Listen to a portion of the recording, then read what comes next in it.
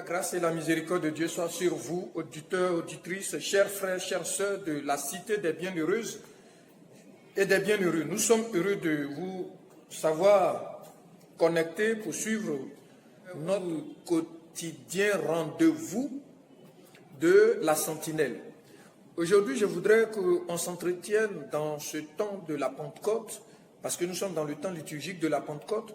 Nous continuons de voir les effets positifs de la Pentecôte. Il est dit dans Acte 2, verset 46, « Tous les jours, d'un commun accord, ils se retrouvaient dans la cour du temple. » Et vous pouvez continuer la lecture. Mais tous les jours, d'un commun accord.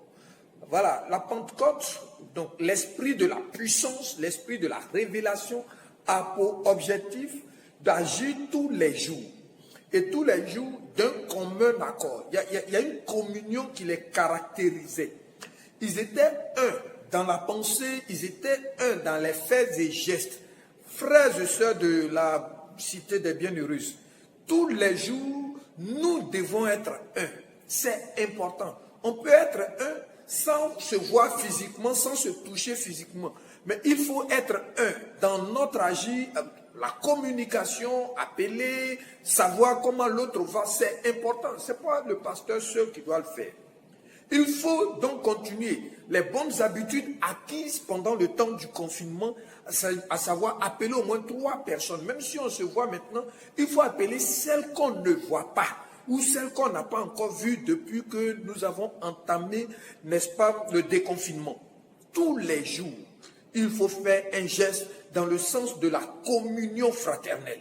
Voilà, il faut faire le tour de la classe spirituellement, mais au plan de la communication, il faut faire le tour. C'est à cela que nous sommes appelés.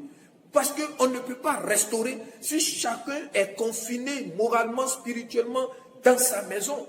Non, l'église authentique, c'est l'église où il y a la communion fraternelle. Et je veux compter sur chacun de nous pour ce week-end, que chacun de nous véritablement vive la communion avec l'autre. C'est ça aussi la restauration.